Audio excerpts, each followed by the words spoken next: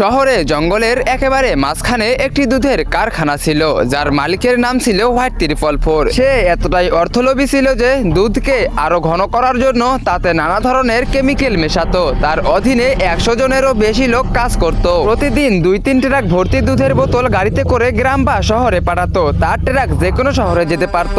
এইভাবে ভেজাল দুধ বিক্রি করে সে শহরের সবচেয়ে ধনী ব্যক্তিতে পরিণত হয়েছিল। তার দুধ একটি নির্দিষ্ট জায়গায় খুব বেশি বিক্রি হতো, যার নাম জঙ্গলপুর। প্রতিদিন একটি দুধ বোঝাই টেম্পু সেখানে আসতো। একদিন মা আর ছেলে সেই ভেজাল দুধ খাচ্ছিলেন। হঠাৎ করে তাদের দুজনের রক্ত বমি হতে শুরু করে। দুধের মধ্যে অতিরিক্ত কেমিক্যালের কারণে দুজনে অজ্ঞান হয়ে যায়। গ্রামের যে কেউ সেই দুধের চা বানিয়ে খেলে তাদের একই অবস্থা হতো। হোয়াইট 344 এর ভেজাল দুধের কারণে ক্যান্সারের মতো রোগও হচ্ছিল। পরের দিন রাইস্টার এবং তার স্ত্রী জঙ্গলপুরে এলেন। রাইস্টার তার আত্মীয়দের সাথে দেখা করতে এসেছিলেন। ঠিক তখনই একটি লোক সামনে এসে হোয়াইট 344 এর দুধ পান করে রক্ত বমি করতে করতেই মারা যায়। রাইস্টার অবাক হয়ে গাড়ি থেকে নেমে তার কাছে যান। রাইস্টার হতবাক হয়ে ভাবলেন এর কি হয়েছে।